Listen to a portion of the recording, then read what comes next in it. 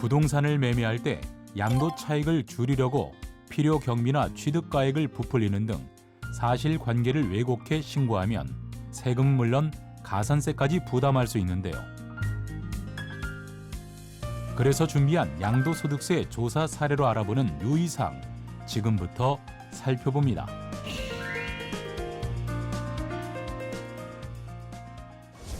한 채의 주택을 보유한 김 씨는 오피스텔을 취득하고 비주거용 임대업으로 사업자 등록을 했지만 실제로는 주거용으로 임대해 왔습니다.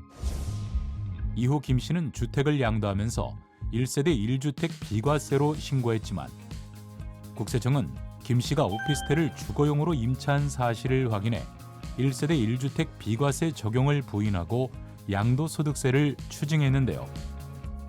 소득세법상 주택이란 허가 여부나 공부상의 용도 구분과 관계없이 세대의 구성원이 독립된 주거 생활을 할 수 있는 구조를 갖춰 사실상 주거용으로 사용하는 건물로, 공부상 용도가 업무시설이라도 사실상 주거용으로 사용하는 건물은 주택에 해당합니다.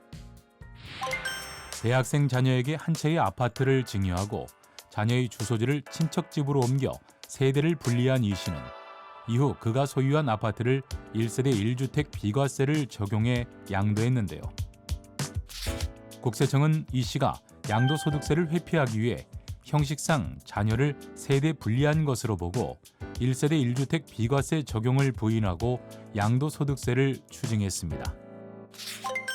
생계를 같이 하는 동거가족인지 여부는 주민등록지가 같은지보다 실질적으로 생계를 함께 하는가로 판단하는데요. 따라서 생계를 함께하는 동거가족은 별도 세대로 볼 수 없습니다. 2021년 5월 모텔을 취득하고 특수관계자가 운영하는 공사업체에 리모델링 공사를 의뢰한 박 씨는 계약서상 공사비용 18억 원을 필요경비로 신고했는데요. 국세청은 실제 지출 사실이 확인되지 않는 공사비용과 건물의 가치 증가와 관련 없는 공사비용을 필요경비에서 부인하고 양도소득세를 추징했습니다. 양도소득세 신고 시 필요경비로 인정받기 위해서는 적격 증빙 서류를 수치 보관하거나 실제 지출 사실이 금융거래 증명 서류에 의해 확인되어야 하는데요.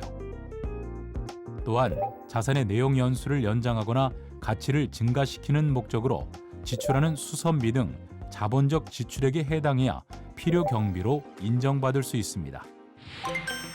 2002년 상가를 분양받아 지난해 10월 양도한 한 씨는 취득한 지 오래된 상가의 취득가액을 과세 당국이 확인하기 어려울 것으로 생각해 양도소득세를 줄일 의도로 환산 취득가액을 적용해 신고했는데요. 하지만 상가의 실제 분양가액이 6억 원임을 확인한 국세청은 환산 취득가액을 부인하고 실제 취득가액을 적용해 양도소득세를 추징했습니다. 양도 차익을 계산할 때 양도가액에서 공제하는 취득가액은 실질 거래가액을 확인할 수 없는 경우에만 매매사례가액, 감정가액 또는 환산 취득가액을 순차적으로 적용할 수 있는데요. 따라서 실질 거래가액을 확인할 수 있음에도 환산 취득가액으로 신고하는 경우 실제 취득가액으로 양도소득세를 재계산해 과세합니다. 이 밖에도 자격농지 감면은 농지 소재지에 거주하며 8년 이상을 직접 경작한 토지를 양도하는 경우에 적용하며 실제 하나의 거래인데도 양도 시기를 달리해 나누어 거래한 것으로 신고하고 부당하게 세부담을 축소한 경우 경제적 실질에 따라 하나의 거래로 보아 과세합니다.